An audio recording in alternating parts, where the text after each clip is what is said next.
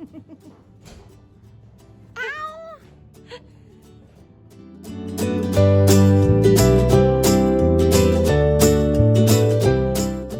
Hi everyone, my name's Kat and welcome to my knitting vlog for November. So if you haven't been here before, this is a vlog where I talk through my knitting and also my giant stash down project that I'm doing. I don't have any goals yet around how little yarn I want to have before I stop, but I'm just chugging through my stash and it's going pretty well so far. It is the 2nd of November today, and I had been hoping to have my needles clear because I had a bunch of Christmas knitting that I wanted to do in November, but I still have some projects that I'm working on from October. I'm still working on a bear, so this is my very strangely shaped teddy bear. It's going to turn into a bear somehow. This is called Teddy Bear in a Pullover, and I am knitting this in Knit Picks Swish Worsted in this brown color, and then a couple of other colors from Stash. I was having some pretty bad issues with my wrist, so that's why the bear was sort of on hold, because crochet hurts my wrists worse than knitting does, but I'm happy to report that it's okay so far. I did a bunch of crochet yesterday and my wrist isn't awful today, so that's a good sign. The other thing that I'm tossing up on having on my needles or not is my shorts. I finished these on the last day of October and I've been wearing them to bed as pajamas for the last couple of days, and they're just too big.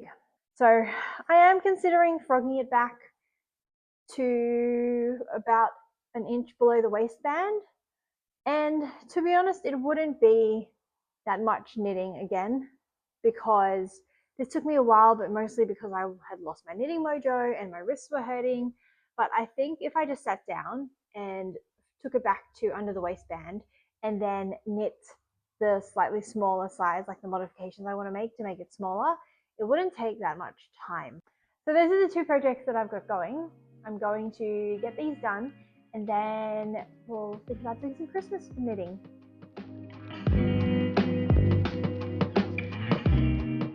Hi, it's VoiceOver Kat coming from the future, and I just wanted to acknowledge quite how far in the future I am. So I do realize that I am publishing this November vlog in March, and life just got away from me over the last few months. So I figured it was better late than never, and I hope you enjoy my November vlog. So I did decide to start frogging the shorts, and it took me a while to figure out why I couldn't really frog them properly, and it turned out that I was accidentally unpicking where I had started a new ball of yarn as opposed to unpicking the cast off. But once I figured that out, it was pretty quick to frog back to just under the waistband of the shorts.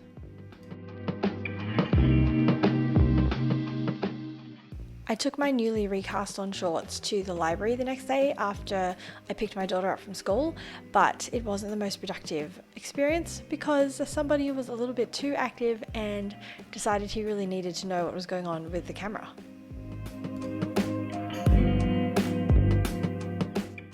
What was really productive though was that my friend Mel, who is the dyer behind 3 Cats Yarn, decided to have a knit night at her place.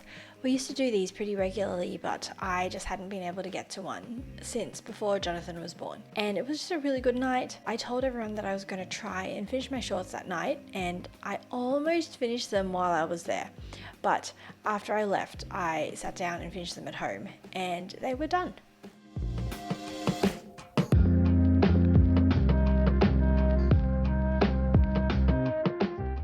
So I didn't manage to get a lot of great footage of me finishing off the bear, but I did want to show you what I've been using instead of polyfill for stuffing. So I have even scrappier scrap yarn at home that I just keep for the kids to mess around with. So I cut a bunch of that up, and then I just used that to stuff the bear's body and arms and legs and head. It actually takes quite a lot of yarn to fill up a toy. It always surprises me how much it actually uses, but if you have a bunch of yarn lying around that you don't need, it always feels a lot more environmentally friendly doing this than going out and buying some new fibre fill from the shops.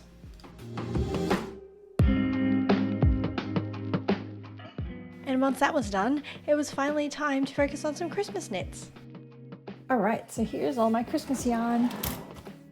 I keep my red and my green yarn in a separate drawer because I mostly use it for Christmas knits.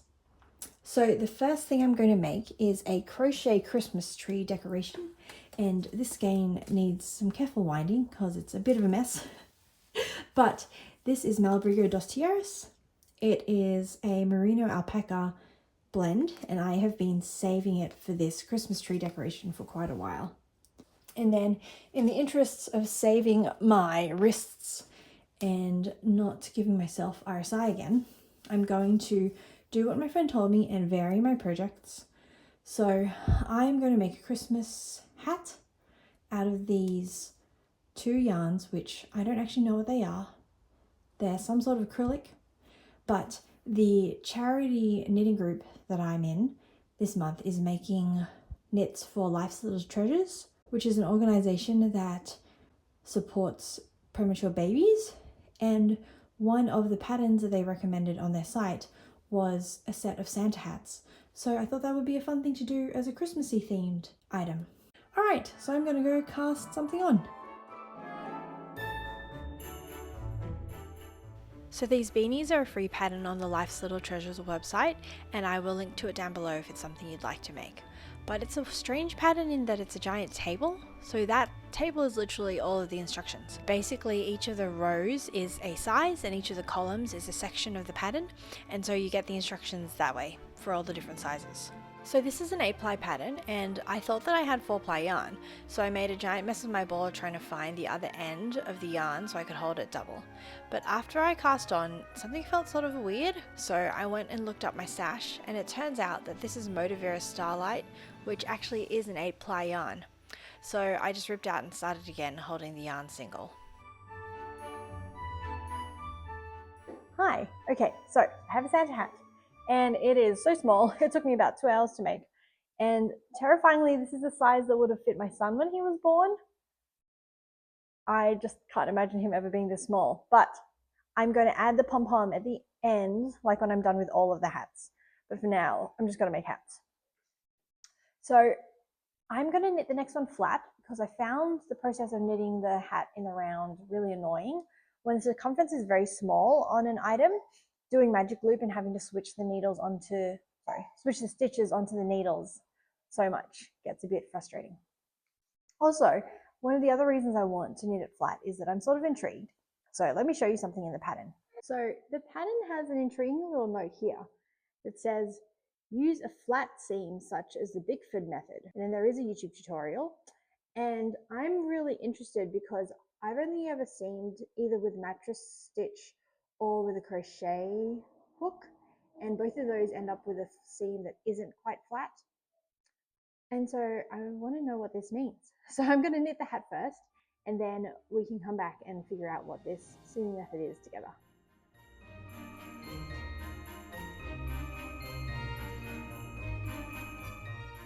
So these days, one of the reasons I am most thankful for my knitting habit is that I often get nap trapped in the car by a sleeping baby, and a project like this is perfect because it's such easy knitting and it's so small that you can just sit in the front seat and get quite a bit of it done while the baby's asleep. While I was working on the hats, I was also working on my Christmas tree, so I did successfully manage to wind the yarn, thankfully. It wasn't as much of a mess as it first looked like in the drawer. So this project is a cone, and you start from the tip and work your way down, and I got quite a bit of my cone done on a day when we went on a road trip with some knitting friends. So we head down to the south coast of Sydney and visited a couple of cute little towns down there, and they had this super cute tea shop which felt very thematic with our knitting group, and the owner of the shop actually mentioned it a couple of times that it seemed like the right place for us to be. So this was the first time in a really long time that I've gone on a road trip where I wasn't playing passenger princess, and it was a bit funny not being able to actually work on a project in the car. But I did get quite a bit of my Christmas tree done while we were in the tea shop, so that felt great.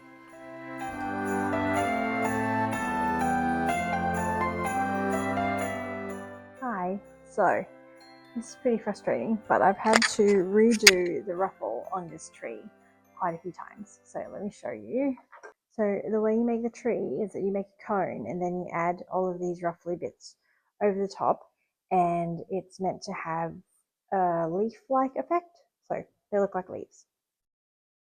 So initially I was following the pattern and I was using this other color here. So I don't actually know what these colorways are called, but they look very similar, but this one's a little lighter and maybe more yellow than blue.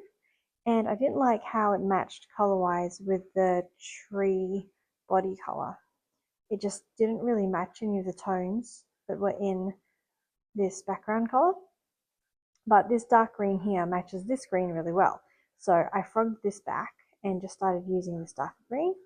And I was following it to pattern, and the leaves were just too crowded. So they were too close together and they were too big. So the way this works is that you do a round of single crochet and then a round of double crochet and then single double, and you alternate your way down. So I spaced them out more. So you're meant to do them every 4, one of these little ridges, but I just did them every 6. And then also I made the double crochet rows just be half double crochet. And I was also trying to make the yarn last, but that didn't work.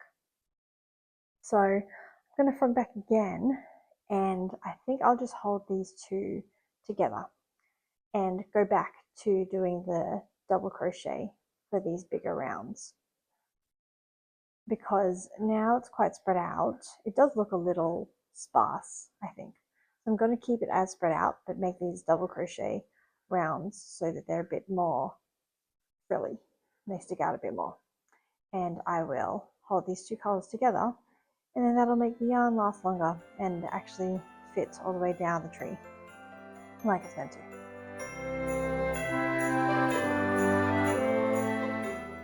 So ripping out the leaves ended up being a bit trickier than normal, mostly because the two strands had wrapped around each other in places, and so there were points where I had to unpick it pretty carefully to get it to come out of the cone. But once that was done, I just started again, this time holding 2 different strands of yarn together. Now, this project's really cool in the way that it's constructed. It's a free pattern, so I don't mind telling you how it works, but as you work the cone, you actually work it in this pattern that has all of these ridges on the surface of the crochet fabric that you're making. And then when you go to put the frill on, the way that you attach it is that you work into some of those ridges as you go around. And so it's a really fun pattern to make, and I definitely recommend it. I'll put a link to the pattern down below.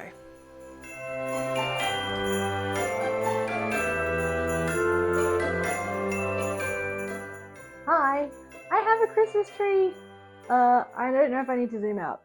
Tree. Here we go. I finally managed to get the leaves in a decent state, and they look really good.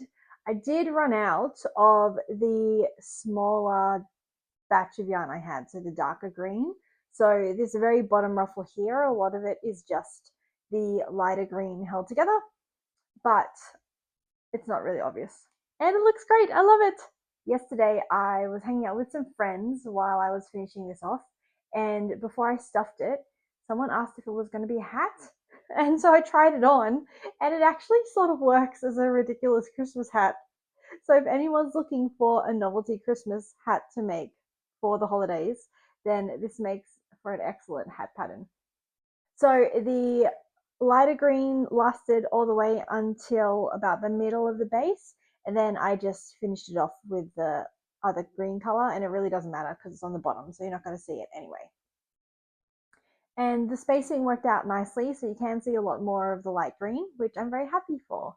Now, all that's left to do is put the topping on.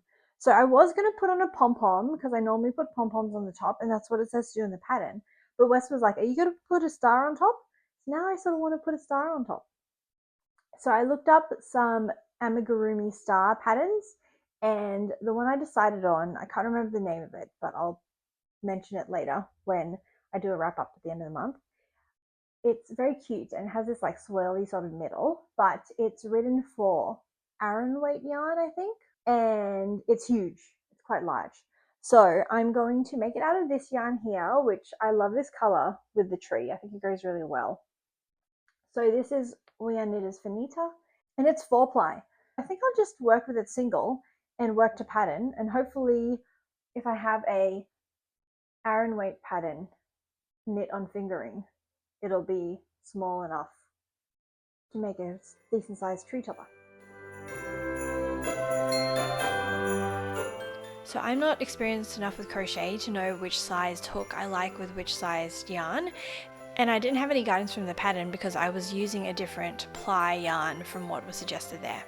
So I started out with a 3.5mm hook and I didn't like it, so I pulled it back and went down to a 2.5mm hook instead, and that fabric turned out much more nicely. So this pattern was both really interesting and really fun, which meant that I worked on it a lot and it worked up quite quickly. So the construction is pretty interesting. You work each of the points separately and then you join them all with a section in the middle. And this was part of why I was okay winging the 4-ply yarn on the much heavier weight pattern, because I figured I could adjust the size pretty easily if I wanted to, since I could just change the size of each of the points and then join them all together at the end.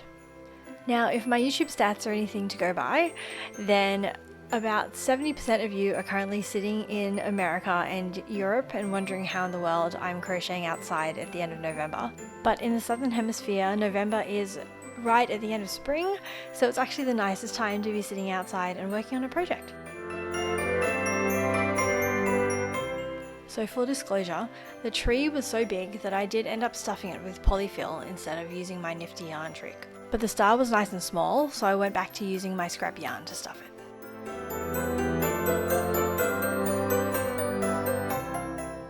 Look how cute this is! It was very satisfying to make. Sort of want to make a giant one as a pillow now. But it's going to sit on top of the tree. I just need to figure out how to sew it on properly, but we'll see how we go. Okay, so it's time to figure out how to seam these hats. So I've made this one here and I ran out of yarn, which I'm a bit confused by because when I started I had 18 grams of this sparkly red stuff, and when I was done with this one I had 9 grams. So I was like, great, that's exactly enough to make a second hat, and it wasn't. So I had to do the decreases a bit more quickly, so it's a bit shorter than it's meant to be, but I think that should be okay, hopefully. And then we went and saw Wicked yesterday, and I decided that this would be a good project to do in the theatre because it's pretty straightforward. I did lose track of the decreases a bit, but I fixed it when we came out. So here's the second hat. It's made out of the same sparkly white yarn, but BWM Luxury? Yes. Okay, so I'm going to look up the YouTube video to see how the seaming method is meant to work, and we'll figure out how to seam these hats. So I loaded up the YouTube tutorial already and ready to go, and then it's so funny watching this video back because I look so confused, but it was really confusing. They used some odd terminology for different parts of the edge of the piece, and I gave it a shot, but I ended up having to look up a couple of different tutorials because it just wasn't clicking with my brain. But I figured it out in the end. It wasn't the neatest though, I'll have to admit. Okay, so I finished my Santa hats. They've blocked and dried now, and I can see now why this Bickford method is not as popular as mattress stitch. So if you turn it inside out, it is very flat. There's no ridge like there is in mattress stitch, so that'll be good for the preemie babies. But the problem is that on the right side, it's quite visible. So if you look here, it's pretty obvious where the seam was. And you know, I'm probably not the best at it yet because it's the first time that I've done this. So maybe you could get it to be a bit more invisible, but it is just not as invisible as mattress stitch is. So pros and cons, I guess, if you're deciding on a seaming method. If you really don't want a ridge inside, then go for this. But if you really want it to be invisible and you don't mind the ridge, then use your mattress stitch. Now, the other thing that I've started while I was waiting for my Santa hats to dry is my Christmas stocking for Jonathan. So it was pretty funny. I procrastinated quite a bit because I wasn't sure of the colors.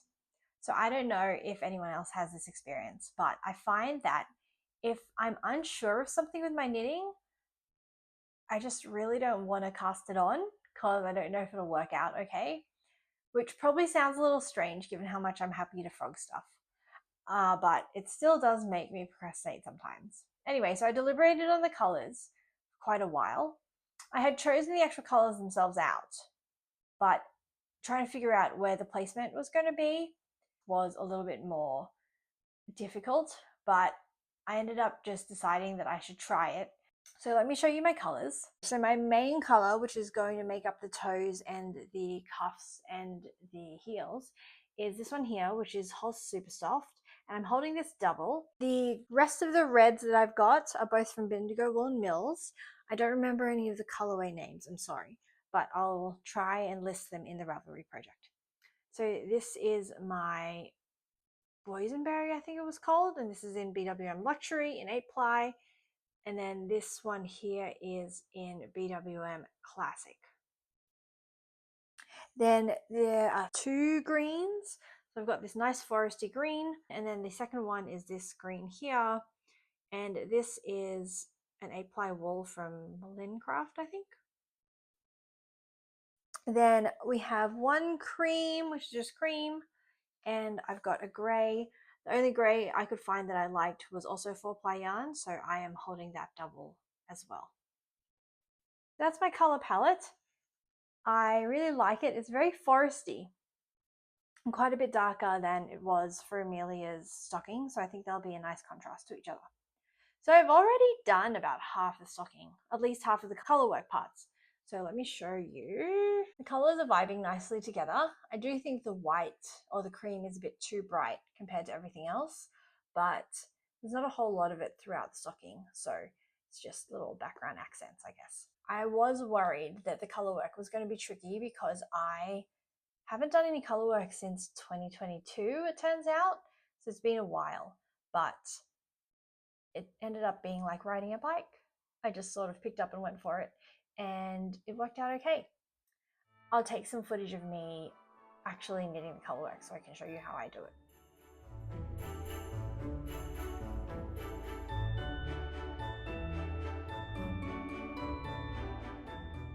So I knit colorwork with one strand of yarn in each hand.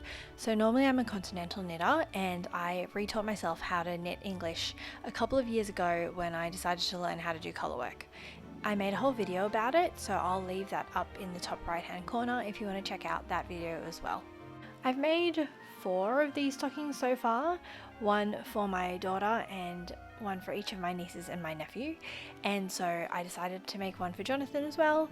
I just didn't get around to making it last year for him because we were a bit too busy. But given that the yarn is 8-ply and the colorwork is so easy, it's very potato chippy, so I finished the colorwork section quite quickly. Now, the last thing I needed to do for the month was add the pom-poms to the top of my hats. And these are the Clover pom-pom makers. I would definitely recommend getting a set if you think you'll ever make pom-poms. They just make life so much easier. I also think they were pretty inexpensive, so definitely worth the investment. Now, I'm not going to show you the whole process for making a pom-pom, but there are lots of good tutorials online for how to use the pom-pom maker and get nice, neat pom-poms out of it. Hi, I figured I'd do a final update for November. So I finished 7 projects this month, which is pretty cool. I was surprisingly productive. First off, I finished my Ripple Butt Shorts DK by Jessie May, and these were made out of Obsession Yarns sock yarn, held double. So I am happy with the fit in the end.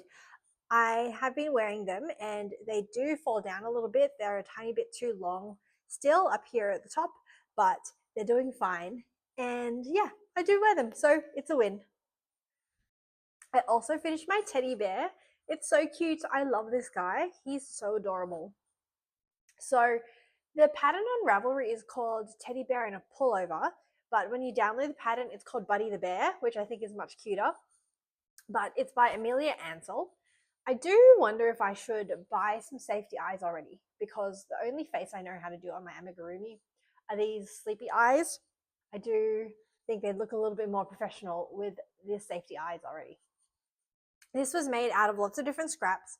So the brown is Swish worsted from Knit Picks, and then the green here is Fiddlesticks Grange, which has some alpaca in it, which is why it's a little bit fuzzy. And then the lighter mint color is Cascade 220 probably, and the blue is called Cashmerino Aaron from Debbie Bliss. And I sort of just made the pattern up as I went on the jumper. I just did whatever I felt like for the main body, and then when I went to do the arms, I cut whatever I had left in half and then just freestyled up the arm and then copied it on the second arm. Yes, he's very cute. And I do need to say that the charity that this is going to is called Hearts of Purple. And I think I mentioned last month that I thought it was for kids going into foster care. It's actually for children who are escaping domestic violence. And I thought that was an important distinction to make. So hopefully he makes someone's Christmas extra special. The next project that I finished, these were also my charity knits for the month. So these are Santa hats for preemie babies. The white is all Motivera Starlight, as well as the red. And this red here is just some Bendigo Wool Mills luxury that I had. The last finished object I have is my Christmas tree, and I love it so much. So this is also crochet. So both the bear and the tree are crochet. The pattern's called Stitchmas Tree by Jessica Gore. This is maybe the 5th or 6th one of these that I've made. And the yarn is Malabrigo dos Tierras. And the green frill is Bendigo Wool Mills. It's a mix of luxury and classic in, I think, just two sort of foresty green colors. And then the star is separate. It's just called Star, and it's by a designer called Freddie Goat. So they make YouTube videos, I think, mostly, but the patterns are still on Ravelry if you want to access them. And the yarn is We Are Knitters for Nita. And lastly, I have one whip still in progress. So I've done a little bit extra since the end of November, but at the end of November, I had finished the color work for Jonathan's Christmas stocking. I followed the color suggestions up until maybe this stripe here, or maybe this one, I can't remember exactly. But after that, I just sort of did what felt right. I made it up as I went along because there were certain colors I wanted to use more and some that I wanted to use less. And so that's what it's turned out. I am counting all of the colors except for the main color as part of my total for this month because I have used everything that I'm going to use of them in this project. And so that being said, all up this month, I used 1,467 meters, which is pretty good, I reckon. Crochet definitely eats up yarn faster than knitting does, so there's that. But also I was just quite productive. So that's all pretty neat. And the main thing that I'm actually proud of this month is that 7 different yarns out of my stash were all used up. So it's the first month since I started counting my stash that I've actually used up entire amounts of yarn, and I used 7 of them. So my current total left in my stash is 29,503 meters. So I'm pretty excited that I'm under the 30,000 mark. That's pretty neat. Seems like a good milestone. In terms of stash busting, December's going to be a bit slow, but I'll explain why in the next video. But that's it for now. I'm going to go put this out with the rest of the Christmas decorations, and I hope you have a lovely Christmas if you celebrate, or just like a happy holiday period in general. And if you would like to catch up with the rest of any of the stash busting videos or any of my previous podcast episodes, then you can find a playlist of all of them right here. And if you'd like to subscribe to my channel, if you haven't done that yet, I'd really appreciate it. And you can do that right here. Other than that, until next time, I've been Kat from Oliphant Cat. Happy knitting!